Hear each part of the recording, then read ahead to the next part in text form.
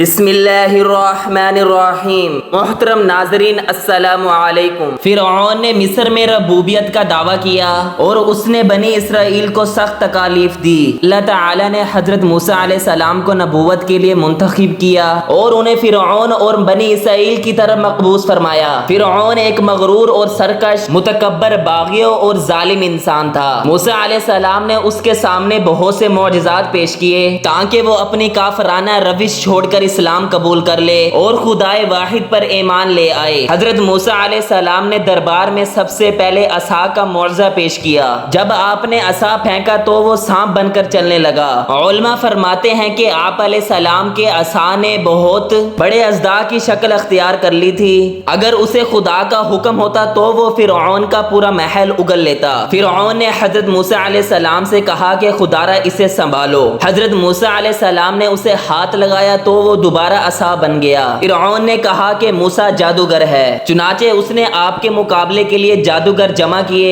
اور مقابلہ کے لیے ایک دن مقرر کیا۔ اس دن لوگ مقابلہ دیکھنے کے لیے تعصیر تعداد میں جمع ہوئے۔ جادوگر نے اپنی رسیاں پھینکی تو وہ سانپ بن کر چلنے لگی۔ اس کے بعد حضرت موسیٰ علیہ السلام نے اپنا عصا پھینکا تو وہ بہت بڑا اژدہا بن گیا۔ اس نے جادوگروں کے خیالی سانپوں کو کھانا شروع کر دیا۔ جب جادوگروں نے یہ دیکھا تو انہیں یقین ہو گیا کہ موسیٰ علیہ السلام جادوگر نہیں ہیں، وہ خدا کے سچے نبی ہیں، اسی لیے وہ آپ پر ایمان لے آئے۔ کچھ دن گزرے تو فرعون نے کہا کہ وہ چھپکے سے حضرت موسیٰ علیہ السلام کے گھر جائیں۔ جب دیکھو کہ وہ سو رہے ہیں تو ان کا عصا چوری کر کر لے آئیں۔ فرعون کے سپاہی رات کی تاریکی میں حضرت موسیٰ علیہ السلام کے گھر داخل ہوئے۔ انہوں نے عصا کے قریب جانے کی کوشش کی تو وہ فوراً سانپ بن گیا تو وہ ان کے پیچھے بھاگنے لگا۔ سپاہی اپنی جان بچا کر فرعون کے پاس آئے اور اس سے کہا موسیٰ علیہ السلام سو رہے ہیں لیکن سانپ کا مالک بیدار ہے، اسے نیند نہیں آتی۔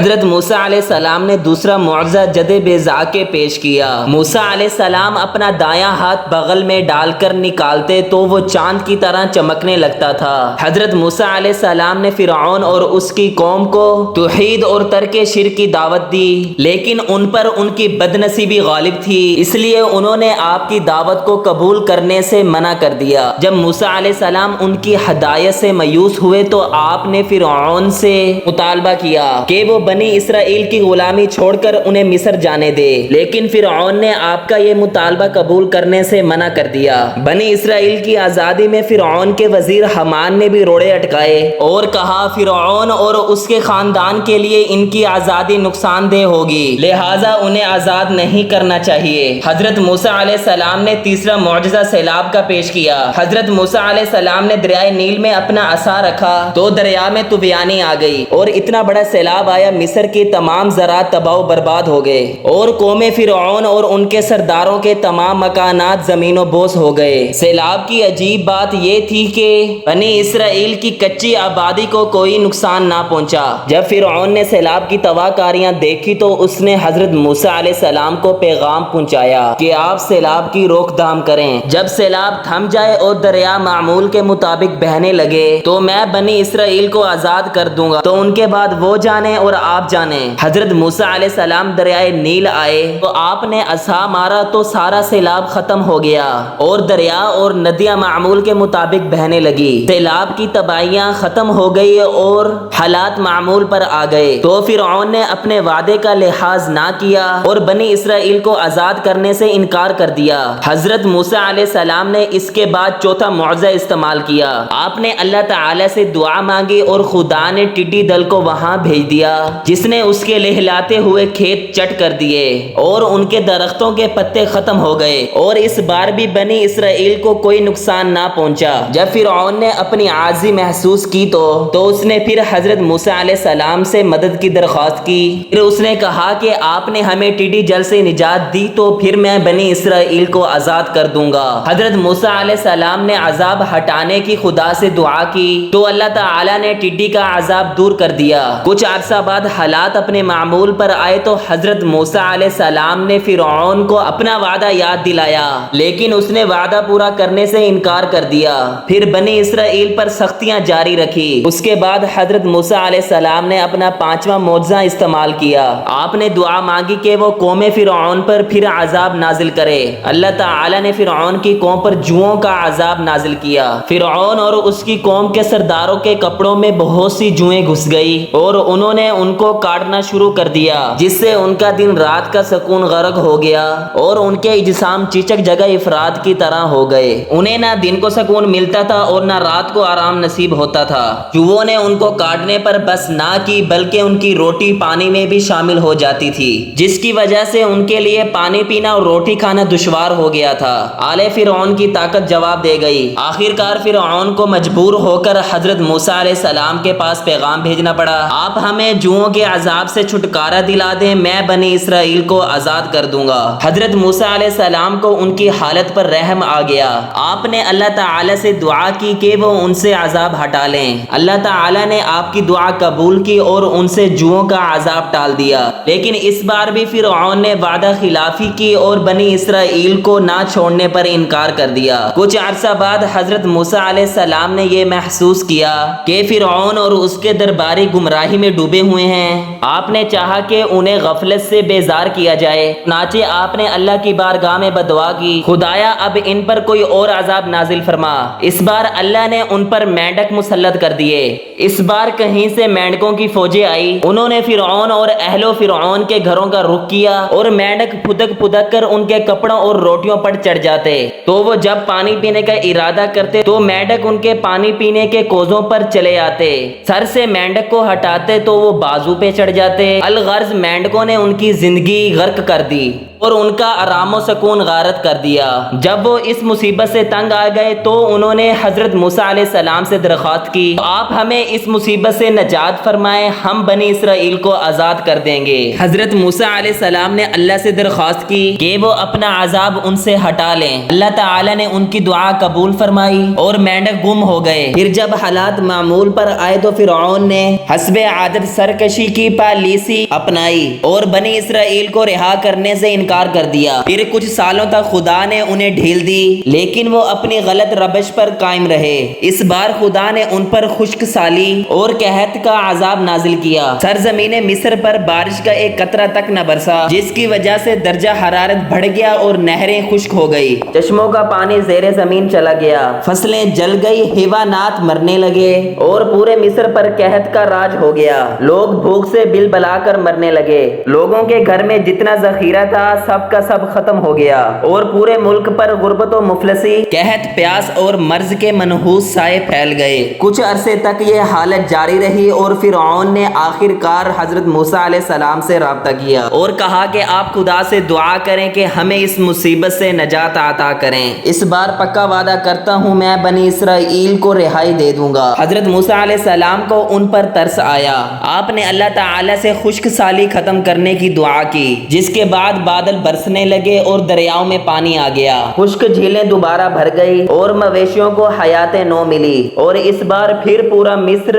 خوشحالی سے چہچانے لگا۔ کئی برس تک یہ خوشحالی قائم رہی، پھر بھی فرعون نے اپنا وعدہ پورا نہ کیا۔ اس کے بعد اللہ تعالی نے ان پر یالہ باری کا عذاب نازل کیا، موٹے موٹے اور سرخ رنگ کے اولے گرے، جس سے اہل شرک کے کھیت اور کھلیان برباد ہو گئے اور ان کے مویشیوں کو شدید نقصان پہنچا۔ اس کے بعد فرعون نے حضرت موسیٰ علیہ السلام سے کہا کہ آپ اس عذاب کو دور کریں تو میں بنی اسرائیل کو رہائی دے دوں گا۔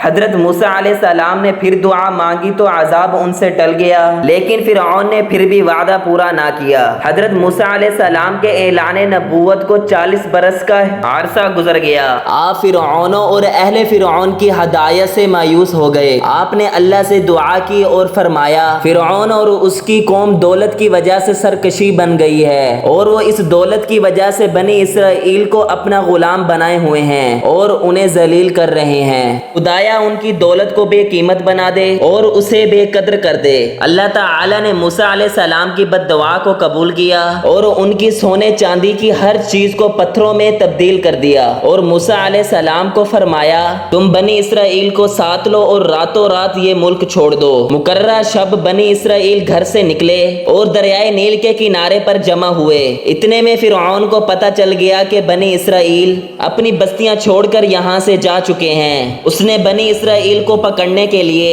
अपना भारी भरकम लश्कर तैयार किया। उलमाए तारीख बयान करते हैं कि उसके लश्कर की तादाद 16 लाख थी। लश्कर के आगे आगे वो चला और तमाम लश्कर उसके पीछे चला।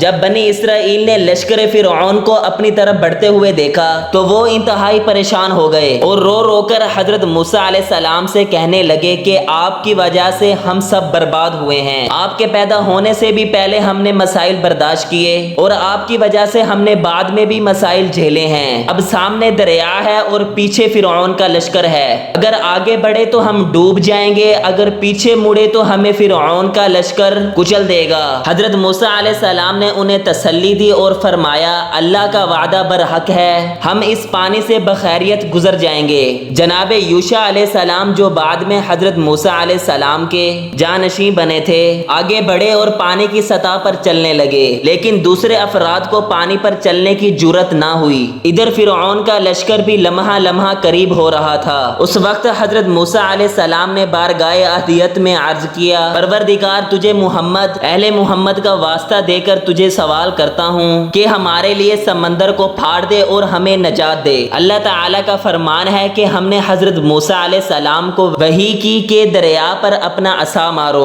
हजरत मूसा अलैहिस्सलाम झुके और आपने अपना असा पानी पर मारा। पानी फट गया और 12 रास्ते नमूदार हुए जहाँ से बनी इसराइल के 12 कबाइल को गुजरना था। मगर बनी इसराइल भी बहुत जिद्दी थे। उन्होंने हजरत मूसा अलैहिस्सलाम को कहा, हम इस गुजरगाह से नहीं गुजरेंगे, ये सारी कीचड़ है और हमें खतरा है कि हम सब इस कीचड़ में फंस न जाएं। हजरत मूसा अलैहिस्सलाम ने फिर दुआ मांगी तो अल्लाह ताला ने उस कीचड़ को खुश कर दिया और यूं बनी इसराइल ने डरते डरते दरिया पार किया। फिरऔन भी लश्कर लेकर दरिया पर पहुंच गया। उसने भी बनी इसराइल के पीछे चलना शुरू कर दिया। जब बनी इसराइल का आखिरी फर्द दरिया से निकला और इधर लश्कर फिरऔन का आखिरी फर्द दाखिल हुआ तो फिर दरिया की धमी हुई मौजें आपस में मिल गई और फिरऔन अपने लश्कर समेत उसमें डूब गया। जब वो लाइन डूब रहा था उसने मरते वक्त तौबा की और उसने कहा, मैं उस खुदा पर ईमान लाता हूँ और जिस पर बनी इसराइल ईमान लाए हैं उसके सिवा कोई माबूद नहीं है। जिब्रील अमीन अलैहिस्सलाम आए और कीचड़ उठाकर उसके मुंह पर मारी और फरमाया, हलाकत के वक्त ईमान लाता है, खुदा ने तो तुझे 40 बरस तक मोहलत दी थी और हर रोज तेरी सरकशी में इजाफा होता रहा